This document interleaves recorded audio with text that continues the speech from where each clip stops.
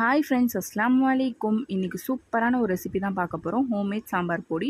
இந்த ஹோம்மேட் சாம்பார் பொடியில் ஒரு நாள் எல்லா காய்கறியும் போட்டு சாம்பார் செஞ்சு பாருங்கள். அட்டகாசமான டேஸ்ட்டில் இருக்கும். எப்படி செய்யலான்னு பார்க்கலாமா? வாங்க வீடியோக்குள்ளே போகலாம்.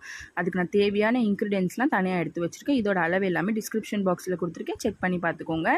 இப்போ வந்து 4 ஸ்பூன் அளவுக்கு மல்லி, 2 ஸ்பூன் அளவுக்கு ஜீரகம், 1.5 ஸ்பூன் அளவுக்கு மிளகு சேர்த்து நல்லா ட்ரை ரோஸ்ட் பண்ணிக்கலாம். இப்போ சிம்லேயே தான் வச்சு எல்லாமே பண்ணணும். இப்போ தனியாக எடுத்து வச்சுட்டு, இப்போ காரத்துக்கு வந்து நான் 12 வரமிளகாய் சேர்த்துருக்கேன். அதையும் ட்ரை ரோஸ்ட் பண்ணி தனியாக எடுத்து வச்சுக்கலாம். இப்போ வந்து 1/2 ஸ்பூன் வெந்தயமும் 1/2 ஸ்பூன் கடுகும் போட்டு நல்லா வறுத்துக்கலாம். கடுகு பொட்டினோன்னே இதையும் எடுத்து ஒரு பிளேட்டில் ட்ரான்ஸ்ஃபர் பண்ணிக்கலாம்.